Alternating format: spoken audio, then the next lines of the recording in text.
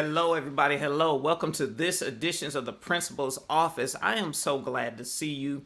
For those of you who are checking me out for the first time or don't know me, I'm Jamal Maxim. I'm an igniter of champion leaders, and I helped Kingdom Focus K-12 educators make the transition out of the classroom into the principal's office.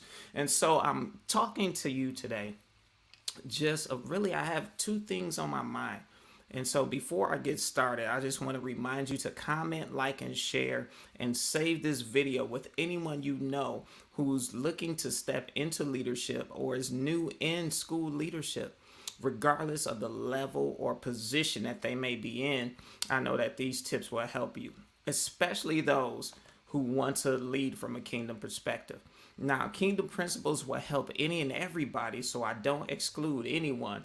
But I like to preface the fact that I am speaking from a kingdom perspective unapologetically because I believe it is the best perspective to lead from.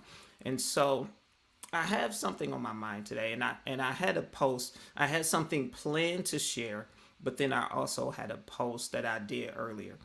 And so in that post I talked about how self-care is not the only solution.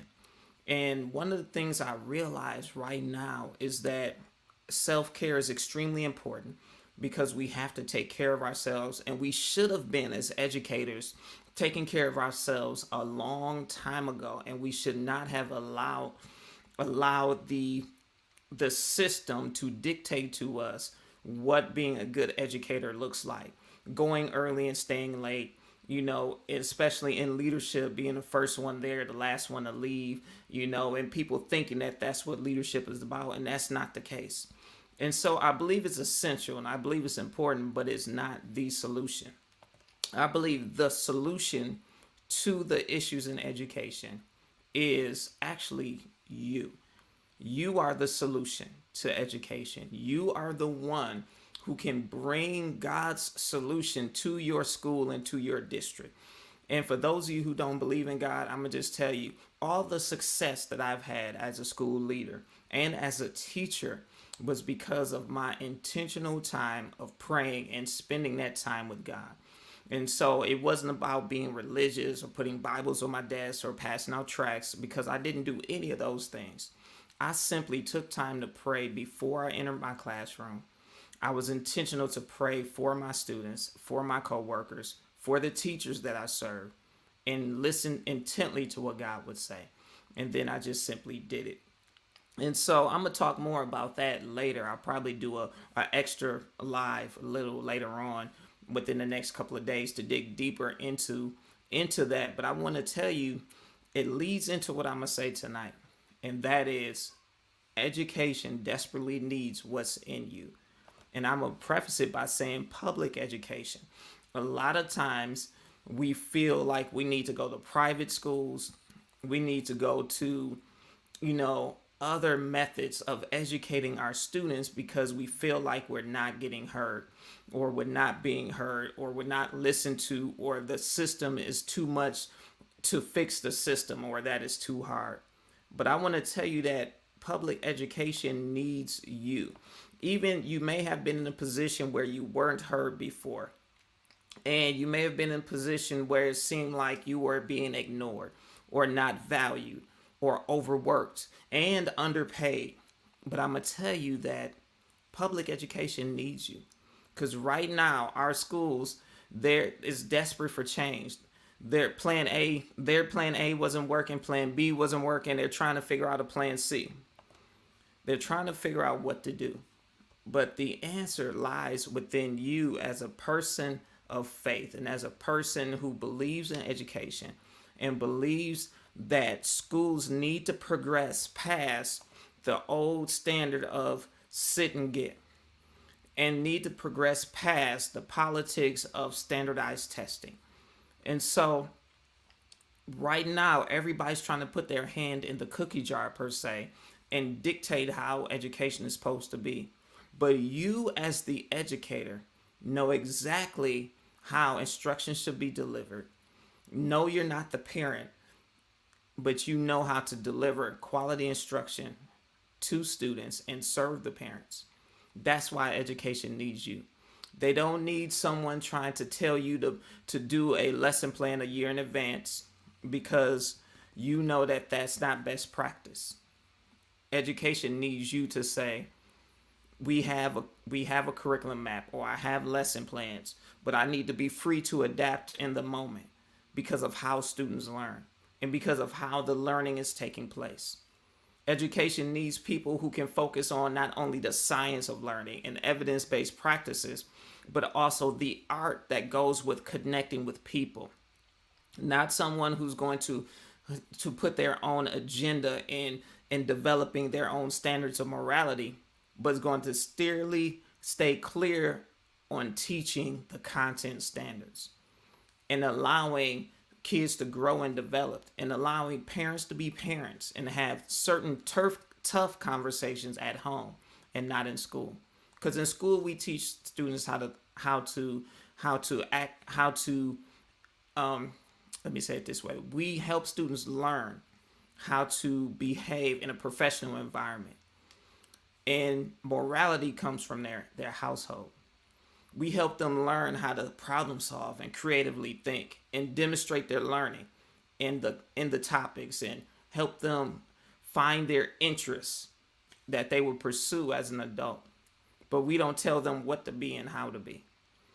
And so when you are that kind of educator, education needs you, because you don't have an agenda. You're not into politics. You're not trying to push your personal beliefs.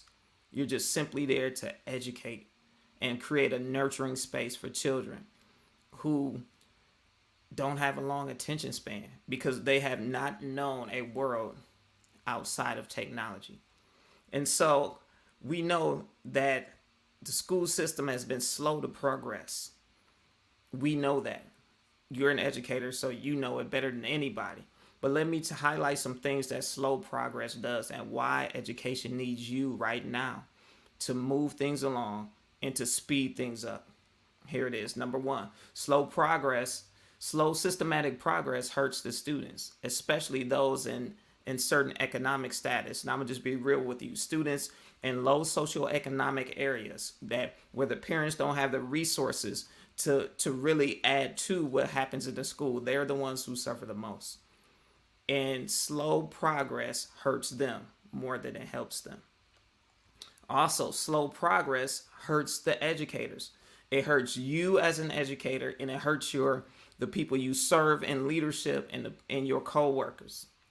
Because a broken system breaks people. A lot of times, and we're talking about do self-care, do self-care, do self-care. But self-care is fine, but it does not fix the fact that the broken system is breaking people and causing people to second guess their profession, or even not even choose to be an educator because they feel like the profession is not valued. This is why education needs you, so you can help make the changes that are necessary so people can see that the education system, one, is valuable, but two, can be a place where educators are healthy and whole, which then can create classrooms and schools where students are healthy and whole in a learning environment, not one that's just totally based on memorization and repeating after me kind of thing. Now, and I'm in the third thing: slow progress causes teachers, principals, superintendents, bus drivers, and substitutes to just say no. It causes them to say, no, it's not worth it, because they're burnt out, because they're tired. There isn't a type of tiredness or exhaustion like one that comes from educating, because because there is a mental and emotional thing that happens when you're teaching. You're not just dealing with the physical aspects of work or the mental aspects of figuring out a problem. You are dealing with being pulled on emotionally all day long, and mentally constantly in problem solve mode all day long, as an educator and as a school leader. And so education needs you, and it needs your leadership, because you need to be the one to advocate for teachers as well as students. You need to be the one that helps take some of the complex things that have been added into education back out of it, so that it's not so draining. And even the parts that are there that are draining, education needs you to say educators should not be required to stay after work or come early. That should not be a normal expectation, because it's not the expectation in other fields of study or other career paths. Education needs you, and it needs your leadership. It needs your hope. It needs your expectation. It needs your positivity. It needs your fire. It needs your zeal, because research can't help us right now, because what we are facing has never been seen before. Therefore, it has not been studied. There's no research to talk about the level of exhaustion, burnout, and trauma that the entire system, people in the entire system, are dealing with right now. But education needs you. It needs you to be the person who will not only reimagine education, but actually act on that vision and that dream to make what you imagine be a reality. It's not about using catchphrases or because it sounds good, or having a series of conversations. It's about having conversations that plant seed, but then sparking it with action. That's why education needs you. Education, and it may feel daunting because your school needs you and your district needs you, and you're wondering, should I even stay in this profession? But I'm telling you, education needs you, because you are divinely positioned to be a person of influence. And you're positioned to be that person of influence that is needed in this exact moment. This moment was designed for you. This moment was designed for the level of grit, the level of passion, and the level of wisdom that you have. Because while other people see a mess, you see a mission. Could education be your mission field? Could education be your mission, your assignment, your purpose in life? And where you may have felt exhausted, could it be time for you to get your second wind and not just think about your own needs, but also think about the needs of others?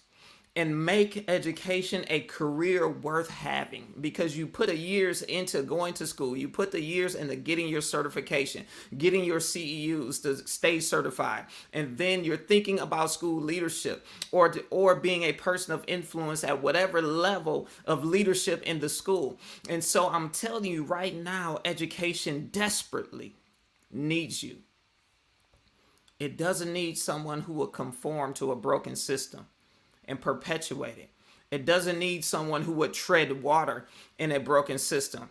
Education doesn't need someone who would say that's just how it is, or someone who will complain about the system or the brokenness of the system but not do anything about it.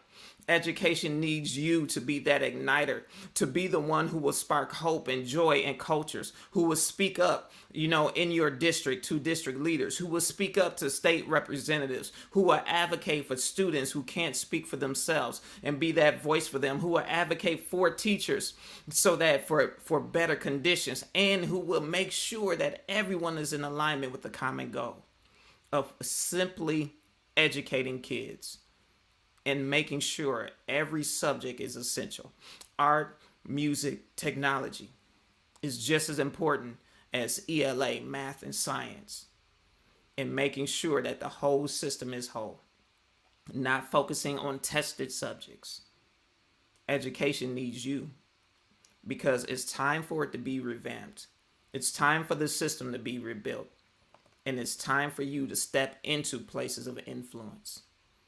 And it's time for you to bring that hope-based perspective, that one that's solutions-oriented, that aligns positive expectations with strategy and executable actions along with your words. Education needs you. And so I just wanted to encourage you today to let you know that education needs you. If you feel the tug and you recognize my time in education isn't up, and if you feel the tug and you recognize there's something else I am supposed to be doing in this school and in this district, or maybe not even in your school or district, but in a different school or district. But if you recognize there's something else you need to do, I encourage you to dig deep into that and to recognize that you are needed, you are divinely positioned for this moment. And I invite you to be a part of the Kingdom Educators Challenge. We start on Monday. This is a 5-day challenge that is complimentary. And we start Monday, May 2nd. And during this time, I'm going to help you recognize your assignment in education that is so needed right now. Whatever the level of influence you are in, whether you aspire to school leadership, are in school leadership, or are leading from your classroom, because that is a place of influence as well. And you recognize education needs you. Now you need to figure out, what can I do and how do I do it? So join the Kingdom Educators 5-day Igniter Challenge. You are going to be ignited in your assignment as an educator to demonstrate God's solution that's desperately needed right now in schools, because education needs you. And you can register right here, jamalmaxim.org/kingdomedu, and find out how you can fulfill your part. Now, I also want to invite you for one more thing. Today is a very special day. My mentor, my pastor, he serves as apostle in the body of Christ. For those of you who understand what that means, what that assignment is, he released the digital copy of his book today, so you definitely want to download it. It's called Same Faith, Same God, Living in the Realm of Ridiculous Faith.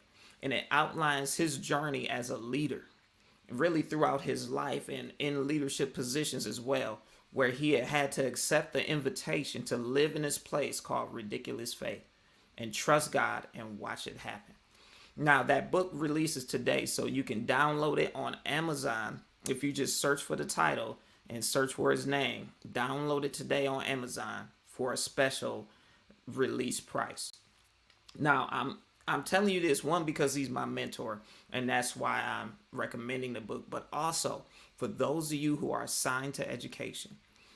His journey will spark faith in you as you are on your journey to bring change, because it takes the same faith, and it's the same God who will help you bring change to schools, help you understand why you made the career choice to be an educator, and help you walk out your faith in education to see things change, and pull nuggets from his life, over 20 years of experience. So download it today on Amazon. And don't forget, register for the challenge. We start Monday. Education needs you, because you are the one who can bring the solution that will make things better for other educators as well as the students. All right, so that's it for this edition of the Principal's Office. I'm so glad you can join me. Remember to comment, to like, share, and save this video. And remember, join the challenge. Register for the challenge, jamalmaxim.org/kingdomedu. And I will see you on Monday as we start this challenge. And probably just prior to the challenge, I may do an extra video to talk about the solution in school, which is you. You are the one. All right, so have a good evening. For those of you who are on Clubhouse, join me in the next couple of minutes and for the live interactive discussion, as we not only talk about this, but also you get some questions answered on how you can position yourself as a person of influence in order to help change education and really make your career what you have desired it to always be. All right, I'll see you soon.